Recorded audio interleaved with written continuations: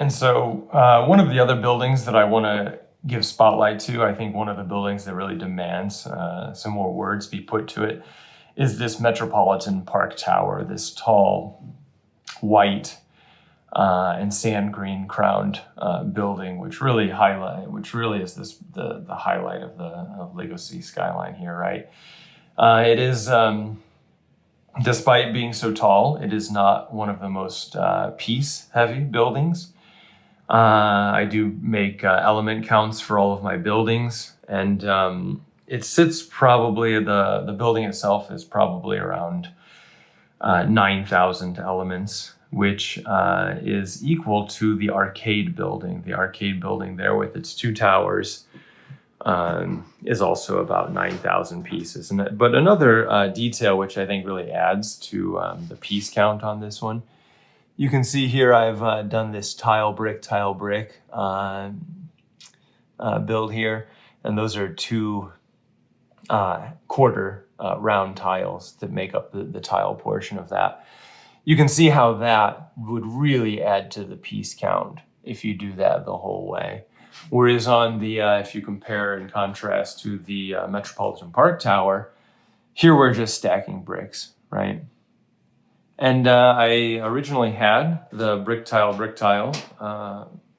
style of building on this one, but it became too ornate, too detailed, and too grotesque. There were just too many shadows happening, especially on those corner spires. You can see how each of these spires rise up and then peak. That's a very rare element, by the way. I think they go for like $30 each on Bricklink. I didn't pay that for them. I got them a long time ago, but I do wish that I could rebuy them. They are a little yellowed in some places. Old element. Maybe they'll re-release it someday. That's a shout out to all my ex-colleagues. Recolored that to white and re-released it again so I can replace these elements. Anyway, these spires, they cascade up in like true Gothic and Art Deco style. They cascade as they go up, not to block sunlight on the ground. So yeah, again, it was too grotesque, too detailed to have those spires be brick tile. There's already enough detail and shadow hitting this more interior facade. Already enough. Yeah, you can see some of these need to be straightened out, right? So that kind of accounts for its piece count as to why it's equal. The arcade building and the Metropolitan Park Tower are about equal in piece count because there's just less plates and tiles making up the main frame of the building. If I just, before going into the details of the Metropolitan Park Tower, I'll maybe just say quickly, the Crown on State, the hotel here, is actually the most piece-heavy building. Its footprint is huge. Also, it's 32 by 64, 2 base plates. I think that also makes up for it. The footprint of the building itself extends from one edge of the plate to the other edge, so it takes up the full plate, and it's around 10 or 11,000 pieces, so quite a bit more than these other two buildings. It also doesn't make use of the brick tile building, and if it did, you can imagine it would be even thousands of more elements probably. As talking about the footprint and comparing that to here, you can see even though this building takes up a 132 by 16 base plate and 132 by 32, it doesn't extend from one edge of the base plate to the other. So the actual footprint is much smaller on this building. And I think that also gives a sense to its height. It's a very narrow footprint and a very tall building. So yeah, just to give comparison, I think the fire station is probably about 3,000 elements. The grocery store is maybe 2,000. 230 North River Road, as I call it, the dark orange building there, maybe about 5,000. And the modern building in true modern fashion is also about 5,000 pieces, maybe 6,000. It's very sleek and slim, no detail, so of course you would expect less. less piece count. So as far as the details on the Metropolitan Park Tower, we'll just do the exterior first, and then I'll show some of the interior. I'll remove those floors. So butterfly patio garden here. Tried to bring a lot of greenery into the building. I like the idea of my cities being such that we are bringing nature back into the urban environment, trying to make the urban environment not the concrete jungle. This is, I think, a very kind of eco and sustainability type of aesthetic. You can imagine these buildings have a lot of permeable infrastructure which can handle rainwater at the floors, and so you can imagine this city being very modified up to our current expectations for green sustainable architecture, and this is indicated by how much greenery you can see on the outside. So on the patio up here, you have 2 chairs, you have a table or an ottoman or something. I wish that element came with a stud in the middle in tan. It doesn't, because then I could actually put some details on there. But as it is now, it has to remain blank. Once that's released in tan, the round 2x2 tile with a stud in the middle, I will add some details on there. You can see another black butterfly there. Love those butterfly elements with the decorated patterns. The ones that are without decoration, I don't love so much.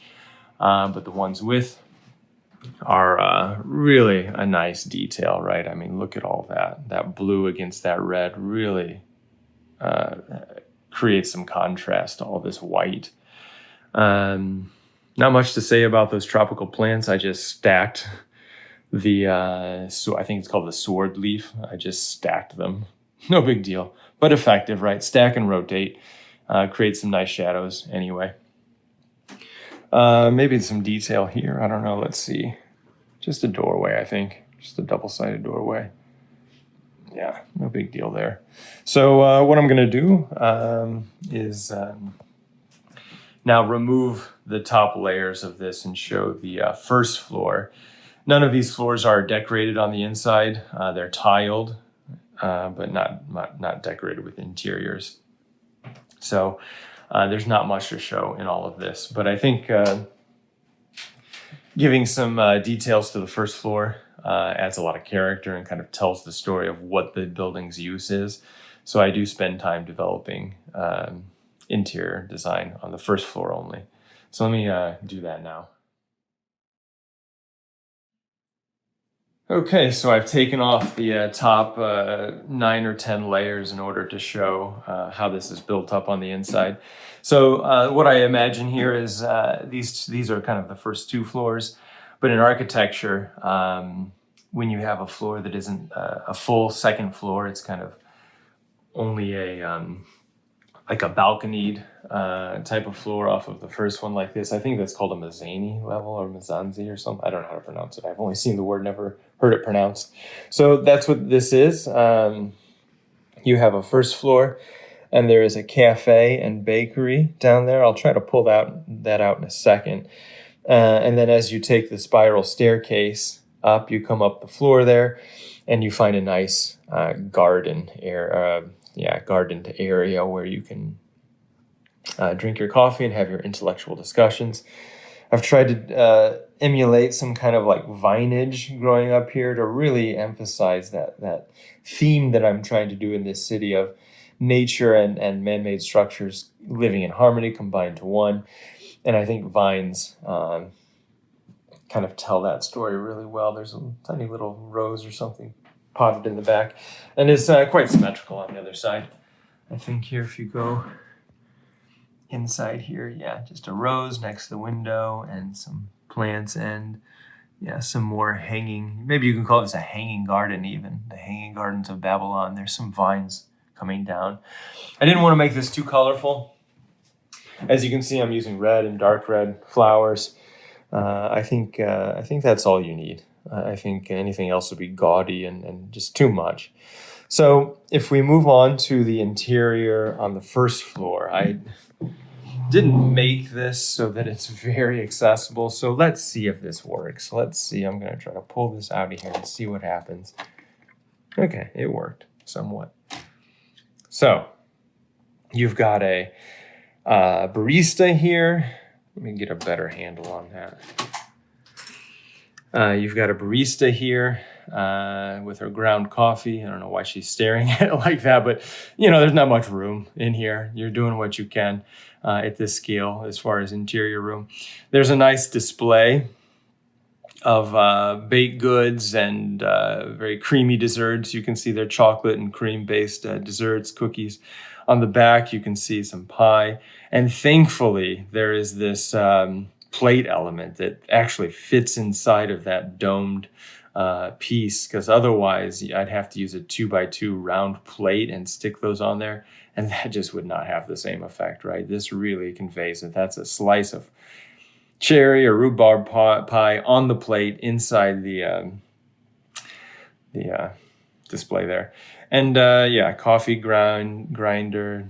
I don't think that's too original of a design. I think a lot of people have replicated that. Maybe this coffee brewing device is a bit massive, but again, usually in minifigure scale, the equipment is quite large, calling back to the radio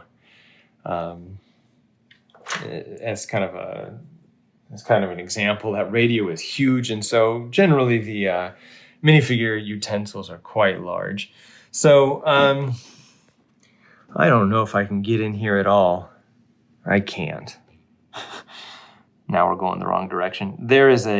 Let me just try to pull that out of there. See what happens here. Oh no, it just fell to pieces. Well, I'll have to rebuild that. But there's a nice phonograph back there. Oh, it's a mess. You can see the shine. Okay, it's a mess. So there's a nice phonograph back there, and in the front there are some baked goods. Again, that plate on there, and that would be the display, the commercial display for the bakery. So that's pretty much the interior. That's what I can show from here. Unfortunately, the lighting and such in this room, the artificial light, is not allowing me to show much. That's unfortunate. If this was a real product, you'd get all the nice product shots where you've kind of pulled things away and isolated them to get the nice shot. But if we talk about the minifigures that would populate this, if this was like an official set, obviously we have the barista, which I've shown. This building, in order to show kind of its age and kind of who still resides in this, who are the people who populate this. I've used a lot of these businessmen, but not modern businessmen. Despite that phone, there's still something kind of classic about them, right? Something old school. And maybe these torsos come from Harry Potter, I think. So that kind of tells the aesthetic and the age of where these people are from. And I think that's quite fitting. This guy looks a bit more modern, right, with his vest.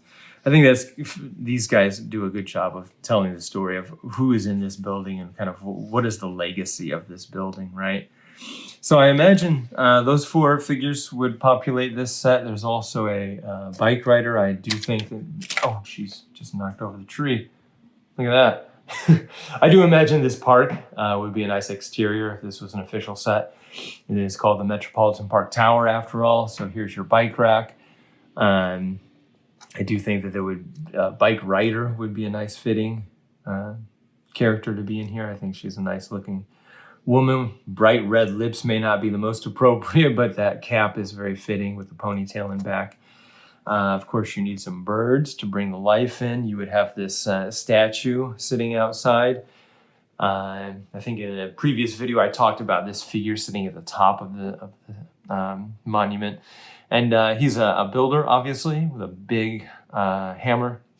He's representing the building of Lego City, right? He's a builder, and this is Lego City, so it makes sense. I think also this family would make a lot of sense to be in this park. So you don't just get a bunch of businessmen and ready to go to the commercial offices. You also get a family, and this makes sense. And this girl here is just so adorable. This torso came out and was released in sets after I was at Lego, but I think it's a very sweet torso, and that hat is just so adorable. She's a teenager here. You can see I'm using the medium-sized legs. These other guys here look a bit more classic. You got maybe a Harry Potter torso on that guy back when they had yellow skin. I think that's what that torso is from. There's the dad. You've got generational, something generational going on here, and maybe the grandpa. And I like that the older folks in Lego City don't necessarily have to be bearded. This guy looks, he's clean shaven and still has some that nice old person details. They're having a little picnic, which I've dropped some of the details. You can see a bone in a dish back there for their Labrador Retriever here. And maybe two other figures who I would have in this set are back here. Let me try to get them. Yeah, so if we complete the figure lineup for the Metropolitan Park Tower, it looks something like this. And you've got a professional businesswoman. I mean, she is just on top of her game. And she's got her laptop here, white laptop, which is a keyboard, and I am yet to design a screen for the laptop. And I mean, this woman just demands respect, right? She is a powerful woman. And of course, you've got then her assistant. And I think this guy has got a lot of character also. He's also fitting not only as an assistant, but he's also shopping at the cafe, right? He's their best client, being in the Metropolitan Park Tower every day for work. And I think that's the figure lineup. Looks like a mess I've made now. That's, I think, all that I have to say about the Metropolitan Park Tower. So I hope you enjoyed watching that one.